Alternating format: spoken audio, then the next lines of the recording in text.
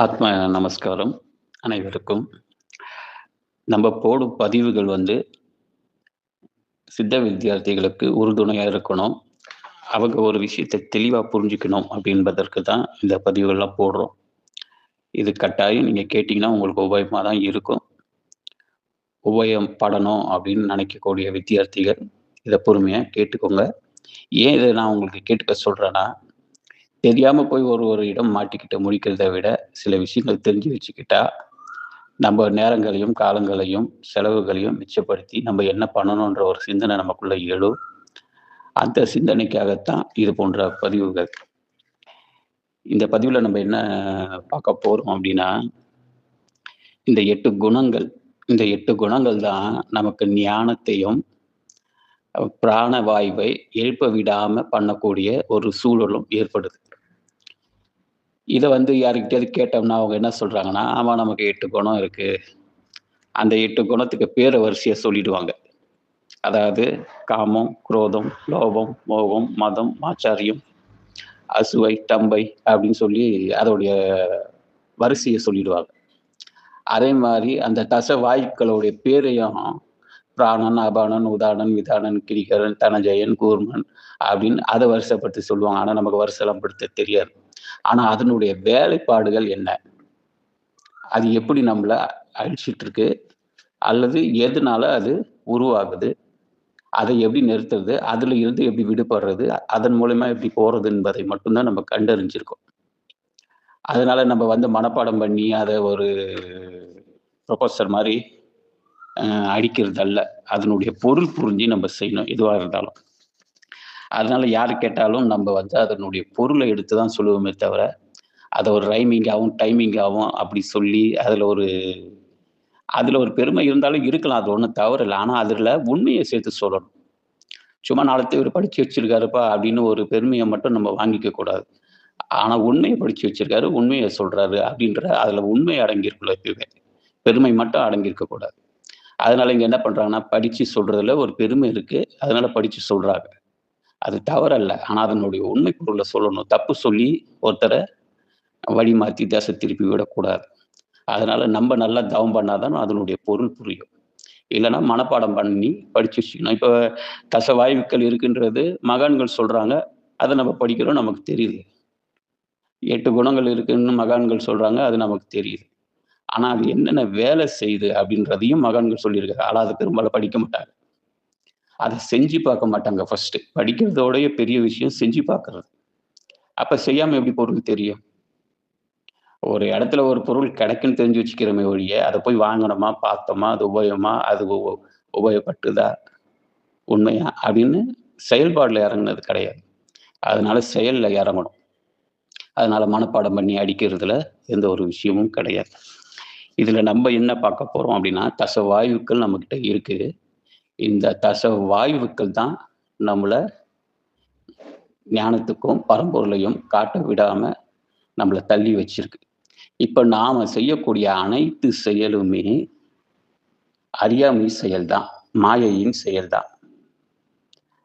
பிராணன வச்சு நம்ம என்ன பண்றோம் அப்படின்னா, 3 வேலை செய்றோம்.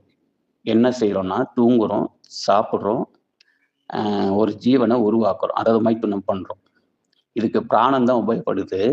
ஆனா பிராணன அதுக்கு மட்டும் தான் நம்ம பயன்படுத்துறோம். ஆனா மகான்கள் என்ன சொல்றாங்கன்னா, அந்த பிராணன வச்சுத்தான் நீ முக்தி அடையணும், மோட்சம் அடையணும், சுழிமுனைய தொரக்கணும், பிரம்மரந்தத்துல ஒடுங்கணும்னு சொல்றாரு. ஆனா நம்ம பிராணன வச்சு என்ன பண்றோம்? இந்த 3 தான் பண்றோம். இந்த 3 என்ன அப்படின்னு கேட்டா, அதுல காமம், குரோதம், லோபம், மோகம், மதம், ஆச்சாரியம் இது போல குணங்கள் வந்துடுது. அந்த பிராணன் அபானனா மாறி, அபானன் உதானனா மாறி, உதானன் விதானனா மாறி, விதானன் கூர்மனா மாறி, இப்படி அழியும் தன்மைகள் கொண்டுடுது அந்த வாயுக்கள். அந்த வாயுக்கள்ல இது போன்ற கெட்ட குணங்கள் வந்துடுது. அப்ப நம்ம பிராணன் கிட்ட போனோமான்னு பார்த்தா இல்ல. எதுல இருக்கோம்? அபானன்ல இருக்கோம். அந்த அபானன் கீழ் நோக்கி தான் போயிட்டு இருக்கு. கெட்ட வேலைகள தான் செஞ்சுட்டு இருக்கு. அதாவது நல்ல சிந்தனைகளை அது சிந்திக்க விடுறது இல்ல. நல்ல சிந்தனை எங்க இருந்து வரும்னா, பிராணவாயுல இருந்து தான் வரும். அபான வாயுவிலருந்து வராது. ஏன்னா, அபானன் வாயு மேல போனா தான் அதுக்கு பலன்னு பேரு. அது கீழ் நோக்கி போனா அதுக்கு பேரு அழிவு. அப்ப நம்ம என்ன பண்றோம் அப்படின்னா, மனதால தான் சாப்பிடுறோம், தூங்குறோம், பேசுறோம். ஆனா அதுக்கு பிராணம் தான் உதவி பண்ணுது. ஜீரணிக்கிறது பிராணம் தான். தூங்க வைக்கிறது பிராணம் தான். ஆனா அத நம்ம என்ன பண்றோம்னா, வெட்டியா செலவு பண்ணிட்டு இருக்கோம். அதாவது தூக்கத்துக்கு பிராணம் எடுத்துக்கிறோம். அ மைத்துனத்துக்கு பிராணம் எடுத்துக்கிறோம். செரிமானத்துக்கு பிராணம் எடுத்துக்கிறோம். மத்தபடி வெட்டி வேலை பார்க்கறதுக்கு பிராணனை எடுத்துக்கிறோமே ஒழிய, பிராணனை எடுத்து என்ன வேலை செய்யணுன்றது நமக்கு தெரியல. எல்லாமே கீழ் நோக்கி போற வேலைய தான் நம்ம செஞ்சுட்டு இருக்கோம். அப்போ மகான்கள் என்ன சொல்றாங்க, "எப்பா ஞானத்துக்கும் அதுதான். அதனால வெட்டி வேலைகள விட்டுட்டு பிராணன வச்சு நீ மேல போறதுக்கான வழிய பாருன்னு" சொல்றாங்க. அதனால தான் அதுக்கு பேரு தசவாய்வு. அதுல முதன்மையான வாய்வு வந்து பிராணவாயு. அந்த பிராண வாயுவுல தான் அறிவு இருக்கு. அந்த பிராண வாயுவுல தான் முக்தி இருக்கு.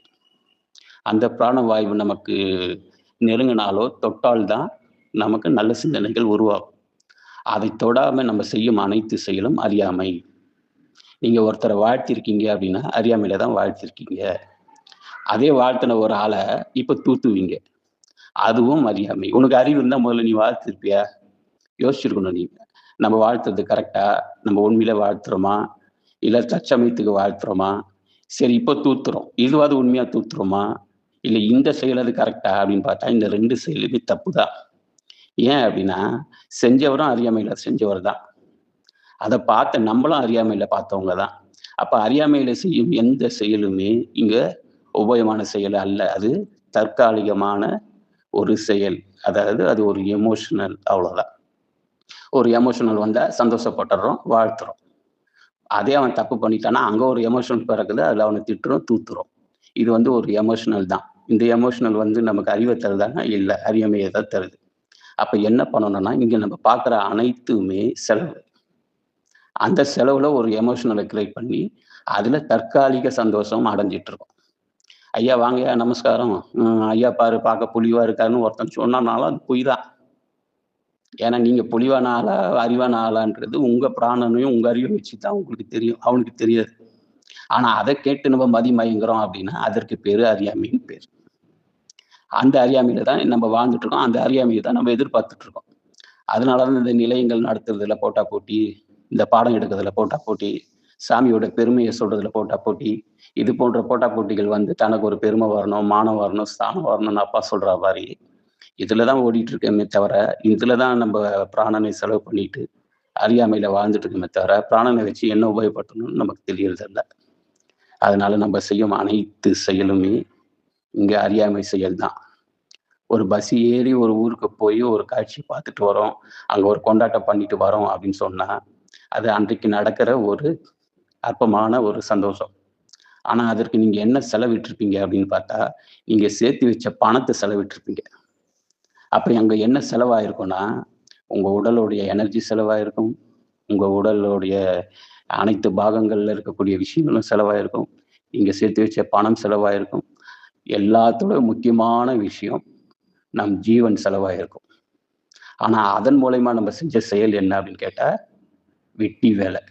இது ஒருபோதும் நமக்கு எதுவும் தராது. இன்னைக்கு ஊட்டிக்கு போய் கொண்டாடிட்டோம். ஒரு சினிமாவ போய் பார்த்துட்டோம்னா, அது என்ன பண்ண போகுது? அந்த நேரம் ஒரு என்ஜாய்மென்ட். அது பண்ணலாம். எப்ப பண்ணலான்னா, 100ல 1 பங்கு தான் அத பண்ணணும். ரூ. 100 சம்பாதிக்கிற அப்படின்னா, ரூ. 100 செலவு பண்ணினா, நமக்கு பேரு போண்டி தான். அந்த ரூ. 100ல ரூ. 5 ரூ. 10 செலவு பண்ணிட்டு, ரூ. 90 சேர்த்து வைக்கிறவனால மட்டும் தான் பணக்காரன் அப்படின்னு ஒரு பேர் எடுத்து வாழ முடியும். அதனால பிராணனை யாரெல்லாம் சேகரிக்கிறாங்களோ, அவர்கள் தான் முக்திக்கு போக முடியுமே தவிர, நீண்ட காலம் வாழணும்னா அது பிராணம் தான் நமக்கு தேவை. அதனால பிராணனை சேகரிப்பது எப்படி? அந்த ஒரு விஷயத்துக்கு தான் நம்ம போணும். அத செலவிட்டு வாழ்வது எப்படி? அத செலவிட்டு சந்தோஷமா இருப்பது எப்படி? கேட்டா கடமை அது இது அதுதான் சொல்றேனே. நீ கடமை ஆனாலும் சரி, நீ புள்ள பெத்துக்கிட்டாலும் சரி, புள்ளைக்கு சொத்து சேர்த்தாலும் சரி, புள்ளைய பட்டினி போட்டாலும் சரி, என்ன பண்ணாலும் சரி, அதற்கு பேரு அறியாமை. அந்த அறியாமையில தான் நான் போய் வாழணும். அந்த அறியாமைய நான் செஞ்சுட்டே இருக்கணும் அப்படின்னு நீ சொன்னீன்னா, அது மிகப்பெரிய அறியாமை. ஆமா, இது ஏதோ அறியாமையில நம்ம செஞ்சுட்டோம். சரி இந்த அறியாமையிலருந்து நம்ம தப்பிக்கணும். நம்ம தப்பிச்சா, அவன தப்பிக்கிறதுக்கு ஒரு வாய்ப்பு இருக்குன்னு சொல்லி அவனையும் சேர்த்து தப்பிக்கணும். அவன் தப்பிக்க வரலன்னா, நம்ம தப்பிச்சு போணும்.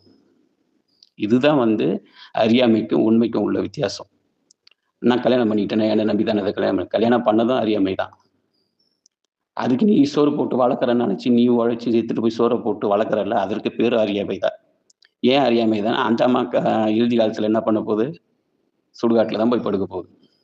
அதுக்கு ஓடி, ஓடி உழைச்சு சோறு போட்டு நீ எங்க போய் படுக்க போற? சுடுகாட்டுல தான் போய் படுக்க போற. அப்ப அறியாமை செயல் செய்வதற்கா இந்த பிறவி? அதுக்கு ஒரு முக்தின்ற ஒரு விஷயமும், ஜீவன காப்பாத்துறதுக்கோ, இறைவனை நாடுவதற்கோ, இறைவனை அடைவதற்கோ, ஜீவனோட சுகத்த உணர்வதற்கோ தானே நம்ம செயல்படணும். உலக நடப்ப நம்ப வித்தியார்த்திகள் எடுத்து செயல்படுத்தக் கூடாது. ஞானிகளும் ஞான மார்க்கத்துக்கு வந்தவங்க உலக நடப்ப நமக்குள்ள ஒப்பிட்டு பார்க்கவே கூடாது. அந்த அறியாமையில இருந்தெல்லாம் மீண்டு தான் நம்ம வெளிய வந்திருக்கோம்.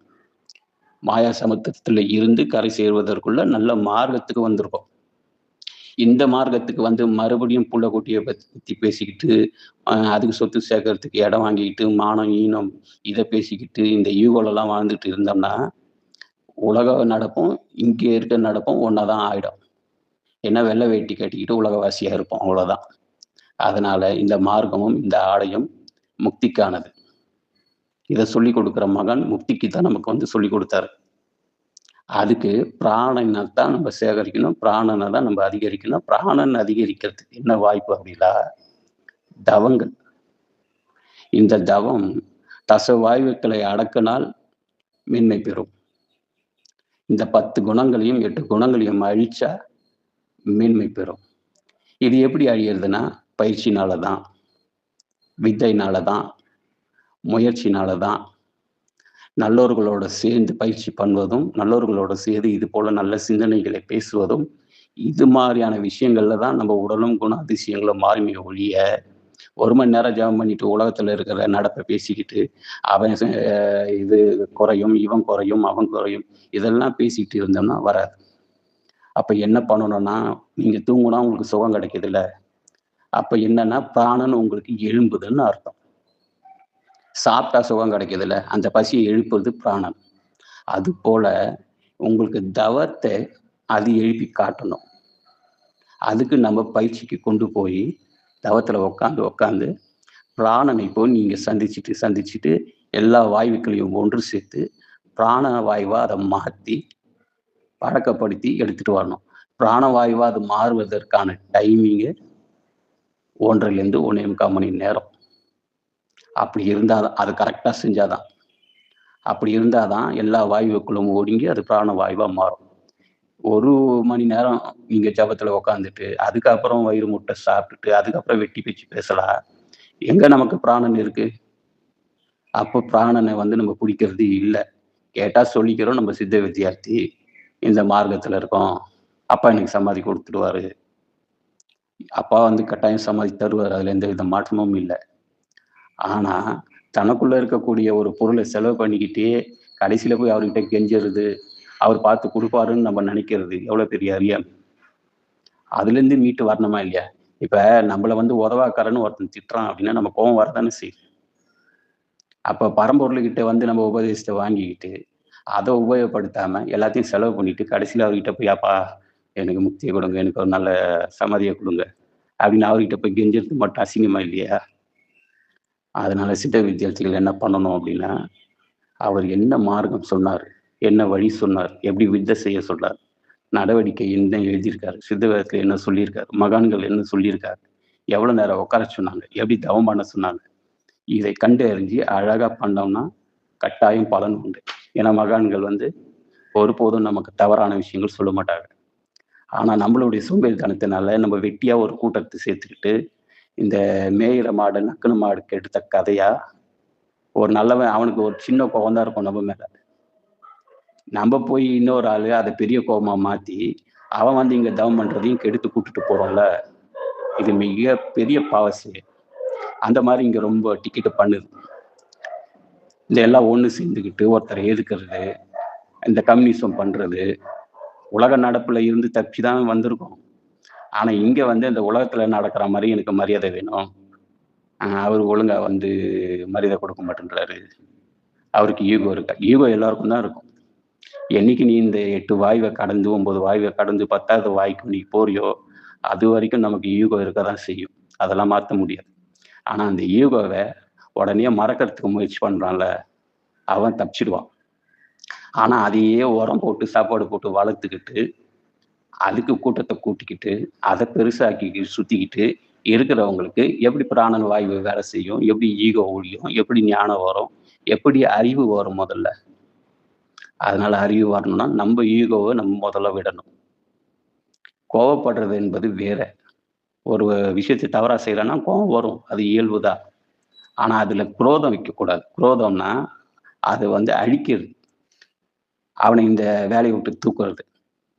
அவனுக்கு ஒழுங்கா சோறு போடக்கூடாதுன்றது நெனைக்கிறது. இதெல்லாம் குரோதம். அந்த குரோதம் வச்சுக்கக்கூடாது. கோவம் வேணா ஏதோ வரலாம். அதுவும் தற்காலிக கோவமா இருக்கலாம். அவ்வளோதானே. அதனால ஈகோவெல்லாம் அழிக்கணும்னா, நம்ம தான் அழிக்கணும். அதுவாலாம் அழியாது. அதனால அடுத்தவன ஈகோன்னு நம்ம சொன்னோம்னா, நமக்கு ஈகோ இருக்குன்றத நம்ம உணரணும். உணர்ந்து அந்த ஈகோலருந்து முதல்ல நம்ம வெளிய வரணும். நம்ம ஒரு ஸ்டெப் எடுத்தா தான், அங்க எந்த ஒரு நல்ல காரியமோ, கெட்ட காரியமோ நடக்கும். நம்ம எந்த ஸ்டெப்பும் எடுக்காம நல்ல காரியம் நடக்கணும்னு நம்ம நெனச்சோம்னா, அதுக்கு நீ உத்தமனா இருக்கணும். அப்ப உத்தமனுக்கு நல்ல காரியங்கள் நடக்கும். இல்ல நம்ம தான் நல்ல காரியங்கள் நடத்தணும்னா, நம்மகிட்ட இருக்கக்கூடிய அகம்பாவம், ஆணவம், இந்த குரோதம், லோபம், மோகம் இதெல்லாம் விட்டுட்டு, முக்திக்கான வழி என்ன? முக்திக்கு என்ன செய்யணும்? நல்ல தவவாதிகளோட பழகி, தவவாதிகள் என்ன சொல்றாங்க? தவவாதிகள் யாருன்னே தெரியல அப்டின்னா, நீ உண்மையா அ நெருங்கி பழகும்போது, உன் உள் உணர்வு உனக்கு சொல்லிடும். அப்படி உன் உள் உணர்வு உனக்கு சொல்லலன்னா, தவறான ஆளோட பழகிட்டு இருக்க. தவறான சிந்தனைகள விதைச்சிட்டு இருக்க. இல்ல அவங்க உனக்கு விதைச்சிட்டு இருக்காங்க. எவ் நம்ம மனசாட்சி கேட்டாவே நமக்கு தெரியும். அவன் என்ன அப்படி தப்பு செஞ்சுட்டான்? அவன் மேல எதுக்கு நமக்கு இவ்ளோ கோவம் வருது? அப்படின்னு நீங்க சிந்திச்சீங்கன்னாவே, அது உங்களுக்கு சொல்லிக் குடுத்துடும். ஆமா நீ படுறது தான் வீண் கோவம். அது என்ன பெரிய தப்பு? நம்ம புள்ள நம்ம பாக்கெட்ல இருந்து பணத்த திருடிட்டு போயி, தேவையில்லாத வேலைலாம் செய்வான். ஆனா அவன மன்னிச்சுடுவோம். அவன் நம்ம மேல கோர்ட்ல கேஸ போட்டு, நம்மள கொண்டு போயி போலீஸ் ஸ்டேஷன்லயோ, கோர்ட்லயோ நிறுத்துவான். அவன மன்னிச்சுடுவோம். அதாவது நம்ம பிள்ளைகள, நம்ம உறவுக்காரன் என்ன பண்ணாலும் மன்னிச்சுடுவோம். எவ்வளோ பெரிய தப்பு செஞ்சாலும். ஆனா எதிர்ல இருக்கக்கூடிய ஒரு சக வித்தியார்த்தியோ, இல்ல சக நண்பர்களோ ஏதாவது ஒண்ணு செஞ்சா, பெருசா பண்ணிப்போம். இதுக்கெல்லாம் பேர் என்னன்னா, நமக்குள்ள இருக்க ஈகோ அறியாமை தான். அதனால இந்த 8 குணங்களை முதல்ல நம்ம விடணும். ரசவாயுக்களை ஒன்று கூட்டணும். அதற்கப்புறம் தவத்துல நம்ம உட்காரணும்.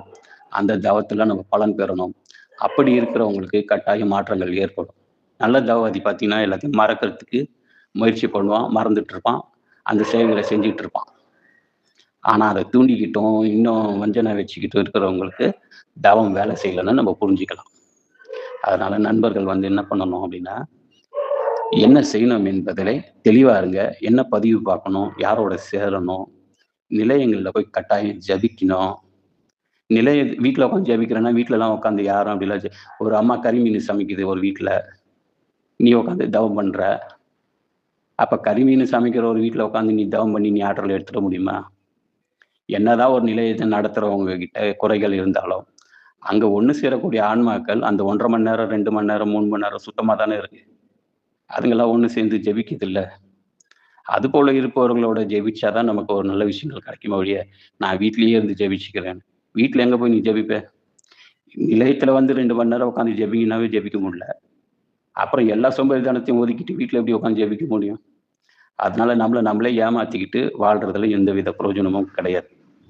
சித்த வித்தியார்த்திகள் ஒன்று கூடுவதற்கு நிலையங்கள் அமைக்கணும். அதுல சேர்ந்து ஜெபிக்கணும்னெல்லாம் அப்பா ஏற்படுத்தின ஒரு விஷயங்கள் இன்னும் இருக்கு. அதுக்கு தான் நடவடிக்கை கிராமங்கள், ஆசிரமங்கள், நிலையங்கள் எல்லாமே அதுக்கு தான். வித்தியார்த்திகள் ஒன்று கூடுவதற்கு தான். அதாவது எனக்கு இது தெரியும், அது தெரியும் தனித்தனியா பிரிஞ்சு ஓடுனா, கடைசி வரைக்கும் ஓடிட்டு தான் இருக்கணும்.